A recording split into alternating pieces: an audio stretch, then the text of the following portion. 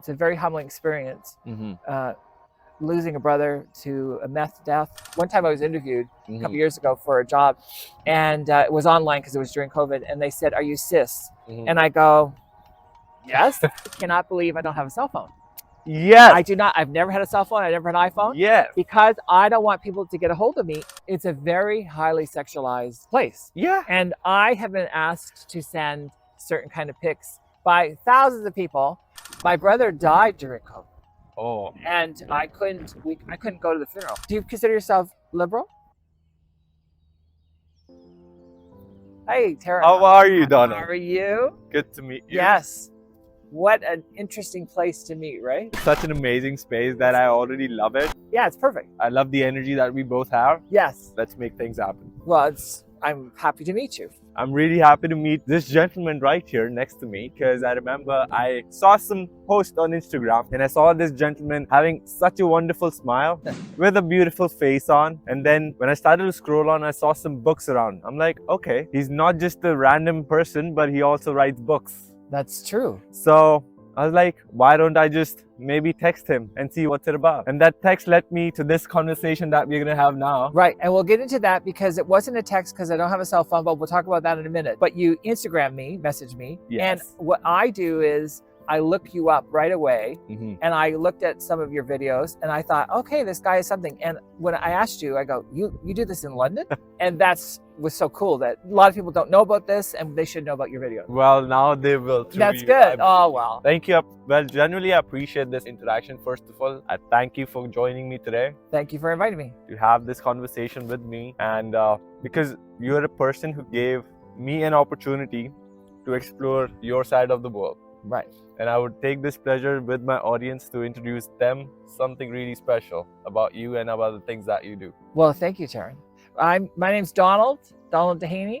And we talked about how do I describe myself? I'm just, a Londoner, a writer, author, and I'm doing this because I want to talk about my brother. That's my goal, to talk about my late brother and his importance in the world.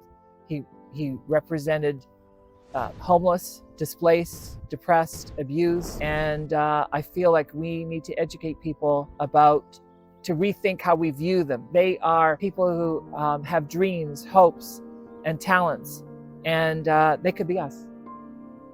They can be somewhere around us. That's right. They always are around us. That's right. And but we could be them. We're 6 degrees from them. We just have to stop thinking about there's them and us. People go through unfortunate things in life and end up in sad situations, and I just want people to be less judgmental. I've learned to be. It's a very humbling experience, losing a brother to a meth death, and it was very horrible. But I found hope and light in writing my book. That's the only reason I wrote the book. My second memoir is dedicated to him. No one wants to read that you're happy. This picture he did when he was 15. It's he was in school and he did it for school. It's a boy drowning, and the teacher wrote on the back, C+. The colors in the water don't match the sky. Wow. And missing the fact that it's a cry for help, and now it's a cover. So I just think that's an honor to my brother. It's beautiful. First of all, you know what? I just wanted to read the things that is mentioned in the first page over here, in like the first front thing. It's a true labor of love. How beautiful that start is. A true labor of love, of persistence and of triumph. Then there's the thing mentioned at the bottom which says the detail, the intensity, the truth touches the soul. ... a masterpiece. Well, that's very humbling to get those responses, but wonderful. I had a great team. I had a small team, and my editor, Doug Bell, decades of experience, and was so great, and my team of readers. And I use all the artwork in the book is from my brother. And I found my mother's diaries, and I used hers and my brother's letters. And so it's an interesting structure. And it's, well, let me just tell you. Please, go ahead. I had to reveal warts and all, and because, as the title says, no one wants to read that you're happy. So you have to visit hell to tell the truth. And mostly comes from a lot of pain and suffering of life. Once you go through those experiences, and that is when you find out the truth. That's the true. true nature of this world. Right, but it's a universal thing. I mean, my family looks outside the box. We have a lot of reasons to be happy and feel privileged. We had an amazing mother. A lot of people have no one, and so we feel lucky. We don't look at the opposite. We look at the half full, and we are lucky that we had a mother who had faith, who taught us to be ourselves, to love ourselves, and a sense of humor. We have a great sense of humor. So there's been a lot of darkness, but even in my book, there's a lot of humor. Wonderful. That's all we want. Because the thing about humor is that doesn't matter what the situation is, you can easily connect with no matter what the person is. That is something very universal in nature. This is what I also want to implement in my lifestyle every single day. Is something that if something brings a smile to my face, that's a sign of positivity. That's a sign of goodness. That's a sign that, oh, I want to do something like this every single day while just waking up. That gives me a sense of purpose to do good to others too at the same time. It's a beautiful thing. Humor always connects you to other random people. And what I loved about your videos, Taran, is your ability to talk to anybody on the street, and you always made them feel special in the moment. And I feel like that way. When you lived as long as I had, and you have the disappointments, relationships, friendships, loss. I'm a person who I feel like the world adopted me, and I adopt the world. So I'm always, every time I meet a new person like you, I'm like, potential friend. You never know. I always think positively about it. And I also gravitate to light instead of darkness. There's so much evil and darkness in the world, and also talking negatively about everything. And I really do try to find the light in things and the goodness in people. And I really believe in love and not hate, and forgiving for yourself. Not because you're forgiving the other person as much as if you want to be a healthy person, a happy person, you can't hold hate. 100%. That boils me down to this thought that I'm currently having, which is about, let's say, there is this term called seeds, right? We plant a seed and then that seed turns out into a tree. There's the same concept of a seed in our own version of our body and in our mindset. What that seed basically is let's say, for example, if you take two seeds, one you plant it in the light and one you plant it in the darkness, what do you think which seed will grow? It's a question. Many people don't know the right answer for it. You take two seeds, you put one in the darkness, one in the light. Which one do you think will grow? You know which one will grow? The one which you water on. That's right. It doesn't matter if you water the dark one, it will grow too. But if you water the light one, it will grow too. It basically means that if you water the negative things in your life, that is what you're going to end up living. I love that. I love that because it reminds me of Gandhi. I love Gandhi. And he always was able to put everything to the most simplest illustration or terms so that the more people could understand. So I really like that. Thank you. Appreciate it. It's all basic mindset thing that people need to wake up. For example, if there is something mishappening going on in my life, but I need to perform really well this day. This is the only day I can perform because this is the only opportunity I've got. I don't even know if I'm going to be alive tomorrow or not. That's true. Yes. But I've got this day, right? I have to still make it win. I have that winner's mindset to wake up, put a smile. Even if I'm not feeling like smiling, put a smile on the face and go conquer the world. Right. I know. I also have to tell you that the location, I love our location, which is a coincidence. It's not like really thought out, but behind us is where there was a displaced homeless encampment that was cleared out. And it's symbolic of, like, my book's about my brother who lived most of his life homeless and displaced, and how you can just, you think you could just sweep it out and it goes somewhere else and it's gone. No, very important to take care of our displaced people and make sure that they're thought of and understood and thought of as human beings. And I feel it's so important. That's why I wrote the book. It's so important for us who are privileged. We are privileged to sit here, 100%, have a coffee, 100%. to enjoy fellowship. 100%. And there's a respect that comes with this that I feel needs to be given people who are less fortunate. First of all, I'm sorry about your Thank brother's you. loss. That Thank we want to make clear. And the second thing also is, yes, we do forget sometimes that how privileged we generally are. Let's say, for example, this nature that we're now in. Remember the times of COVID? We couldn't even walk outside. Yeah. We couldn't even go outside. We were, yes. I think that for me was a life changer because I found out my brother died during COVID. Oh. And I couldn't go to the funeral. I couldn't go see him in Vancouver to identify the body. It was horrible. It was just such a horrible thing. I had a celebration of life here. But what happened was I have rethought everything that I thought before that, and I have a new life. I don't have some of the same friends. I think that I have real people in my life now, real people who love me, and I love them and respect. And and again, I think that a life is a journey, and you just keep changing and developing and growing. And I'm ready for more enlightenment. Hey, I feel I'm a real person too. That's why we got to meet each other. That's right. It's a really fluke. It's all about being in that frequency of life, you know. Yes. When you be in that frequency, the universe is sending you the same messages across through the people around you. And that's what I believe in. Right. Well, and also on the other hand, by the way, the location that we're at, that is Mr. Donald's suggestion. So I want to thank him for that as well, because this makes it really beautiful. I love nature, by the way. You guys already know by now. Oh yeah, you're outdoors more than me. And by the way, we're right by Jane Bigelow Parkway. And we're at Watson Street Park. Beautiful park in the middle of London. Yes. And look at this. There's hardly anybody here. It's awesome. Exactly. Okay, let's talk something more about yourself now. Okay. I want to know. Let's talk about you, Taran. No. People don't want to know about me. No. People know about me. No. I want to know about you. But anyway, go ahead. Well, my audience would love to know about yourself. How have you been in London? And let's say, what do you do for a living? Stuff like that. Oh, okay. Just a good detail in this. I grew up in rural areas. Okay. And I moved to the city of London in '86. I love London. It's a forest city. It is a very conservative city.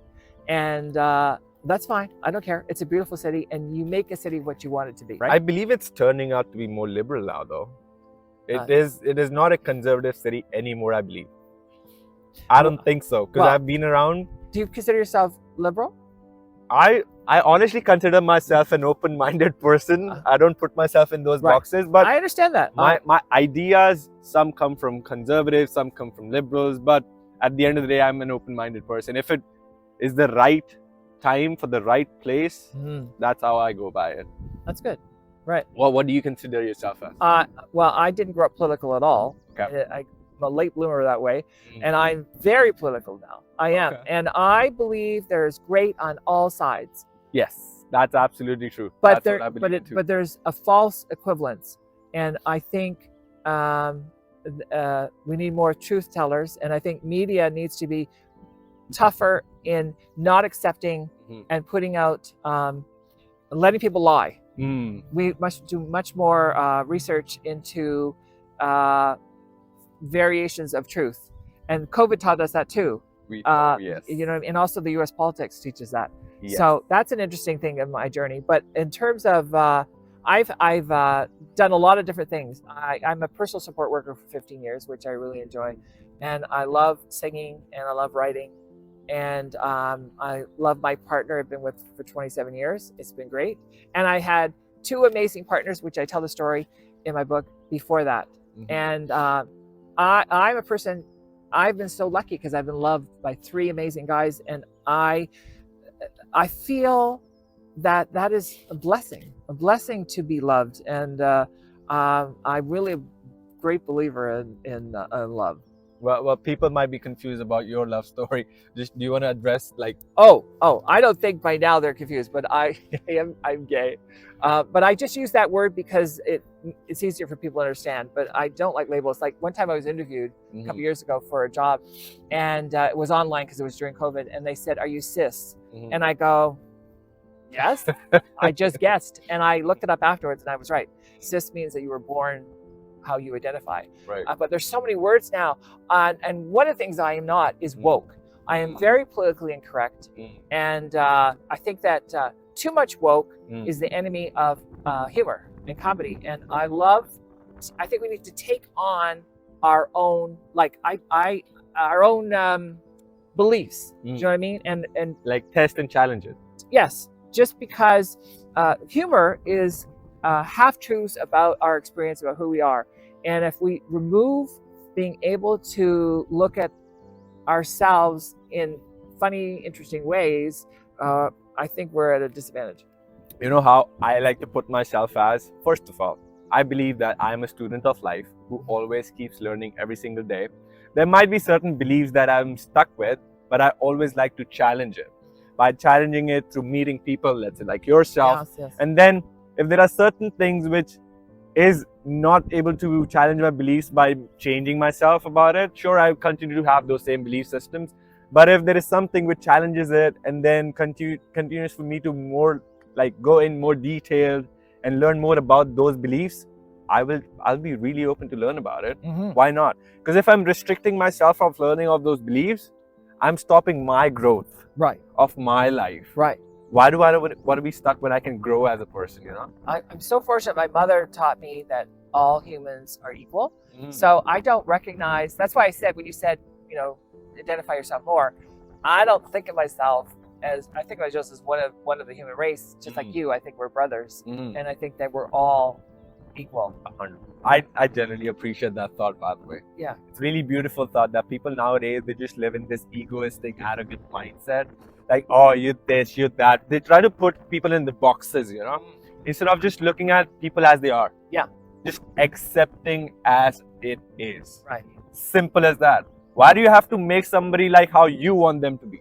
Right. Why can't you just accept people as they are? That's why I responded to your man on the street. You know, you're interviewing with people, because you didn't go, okay, well, I'm only going to do this kind of person. You just walk along and then meet whoever you want to talk to. But I do that. I love talking to anybody. I don't go, I have to approve you first, before I have to know this and this and this about you, and you have to agree with me and this before we talk. I mean, you and I disagreed on the way here. Yeah. So I love we disagreed 10 times on the call too. Yeah, on the call. Yeah. Doesn't matter. Yeah, one of the things I do is I love interviewing. So I was interviewing you and you go, enough about me. I'm supposed to interview you. Right. I'm like, stop it, Donald. You're controlling too much. Oh yeah, that's another I gotta take over. We're both control freaks. We do. We figured that out on the way here with directions, right? You go, yes, you know where to go. Yeah. So I really appreciate this. I would like to go on the back thought of that conservative and liberal ideology for sure. But if you don't mind talking about the conservative and liberal mindset that people now like to put boxes on. These are like really heavy topics with people like to put themselves in those boxes. Let's say the liberal side is more towards of a community which is supported by LGBTQ, if I'm not wrong. Well, look, let's go a different way with this. Okay. If you approached me as a conservative or liberal and your first words are, "Hey, I hate this, I hate this, I hate this, I hate this," I'm out. Right. I'm not listening. Right. So hate should be an indicator of a feeling. Negativity. Yes. It's all about If you negativity. say, I hate this politician. Yeah. And that's your first thing. Yeah. What about what is the message they're giving? So I go more by, because people want me to support this, and this. Okay. I think it's an individual, personal thing. Right. Right. Absolutely. For me, how I look at this situation is like, instead of hating it, I like to learn about it. And then come to an understanding first, like, okay, what do they actually mean? Because even when people say certain words, the meaning of those words even changes from person to person. What they mean with certain words is a very different meaning for me than what they are trying to say me. Right. For example, if I call somebody an apple, I think it's an actual apple. But for some people, it might be a phone. So for me, it might be an apple, like a fruit. But for many, it might be apple, like a phone. Right. And the meaning changes. Be careful how you throw fruit around at this table. Okay. Thank you. No, I'm just kidding. Language is interesting, and honestly, I would love to talk about what got you. Here we go. Okay. What got you to do be interested in interviewing people? Oh, interesting. Yeah, I'm interested in that. To be honest, I always loved interacting with people.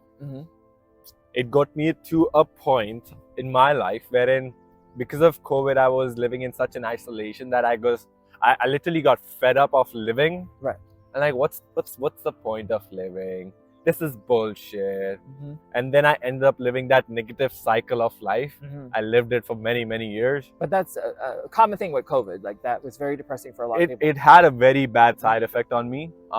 It ended me to a place wherein it was really hard to come out of, which was a very dark place. But after me tapping into my own spirits, I'm like, no, I have to do something about it. Because what was happening is, why do I make a video which says winners win and losers lose? Is because I've been that loser. I understand what that loser means. And the reason why a person becomes a loser, this is what my personal belief is because you are living in a state of passiveness. You're living in a state of laziness. You're living in a state wherein you just let life control you instead of you taking control of the life. That is what it means, according to me.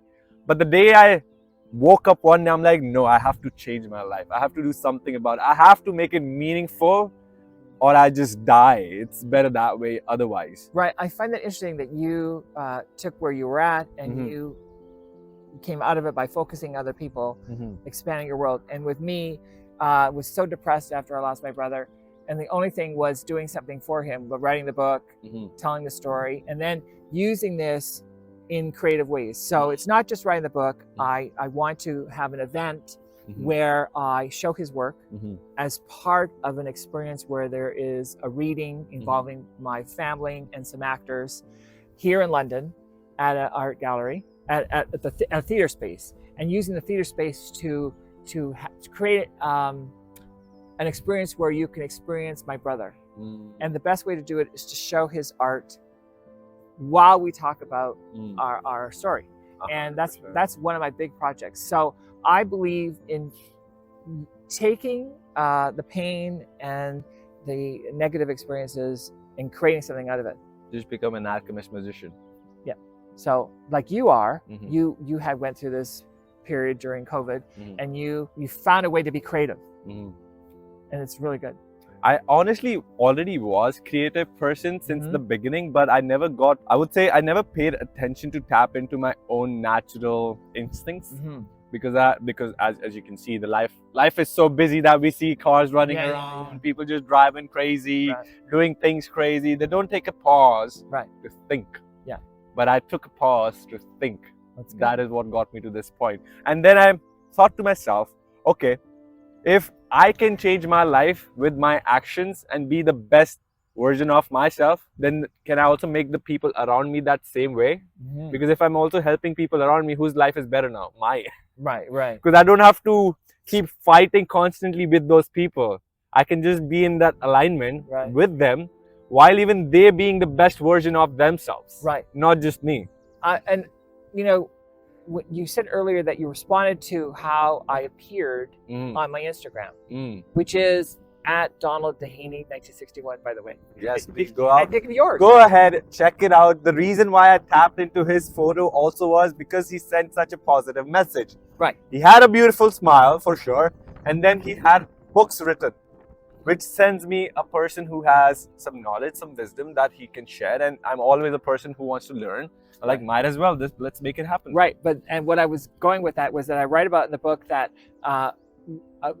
my smile, I realize, is my passport to the world. Okay. Because like this, it introduces you to people. If you are open and welcoming, people will receive that.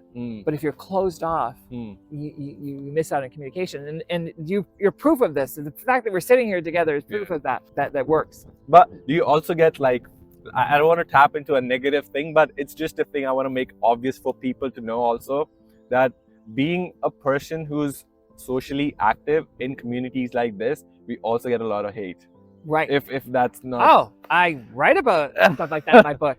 But I'll tell you, Yeah. this is a full circle because you cannot believe I don't have a cell phone. Yes. I do not. I've never had a cell phone. I never had an iPhone. Yes. Because I don't want people to get a hold of me for example, in just the way you just said. You cannot get a hold of me unless you know me. There's steps that this is what I mean. So you just said, how do I avoid hate? You can't send me a message. You can't call me and leave me a message. And like that. That's your reason for not having No, a it's phone. not, because I don't want to. I love being having control of who communicates with me and how it's done. And it's just a very different way of living, right? Because, for example, I'm a communicator. So when I'm in a lineup at a bank or anywhere, I'm with 8 people who are on phone, so they don't have to talk to me. Whereas I am always talking. I'll talk to anybody because I'm not locked into hiding behind something. But you have one. Let me address you guys something really fascinating that comes from Donald over here, is that he has 14,000 followers on Instagram and he doesn't have a phone. Can you just take a pause and think for a second? A person who is so active, who's so, I would say, popular locally, doesn't have a phone. Most people are shocked about that.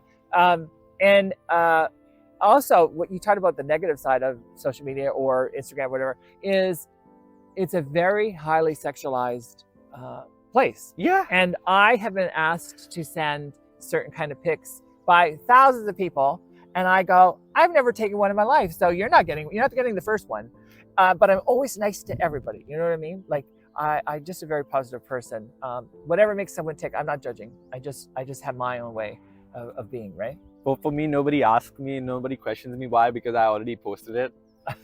That's funny. That's a real good one. That's good. I'm like, okay, if you want my news, just go on and watch my video. Oh my God, that's funny. See, that's the way I work.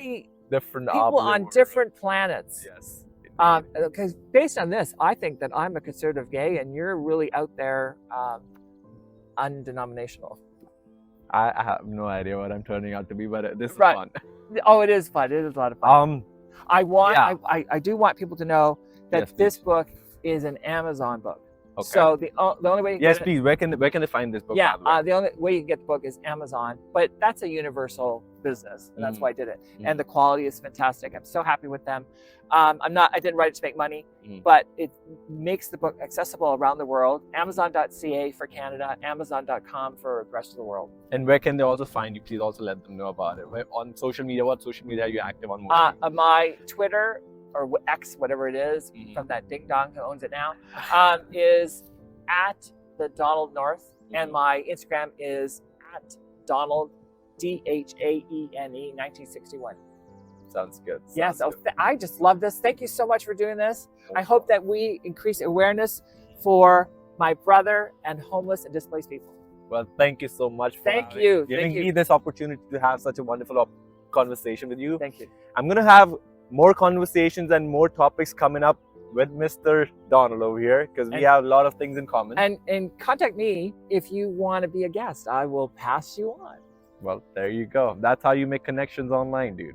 Just stay focused in your life. Do positive things. Try and preach positive messages to people. You never know if you're going to be meeting Donald again. Or if you're going to meet Taran. Thank you so much. Thank you so much. Thank you. Have a good day.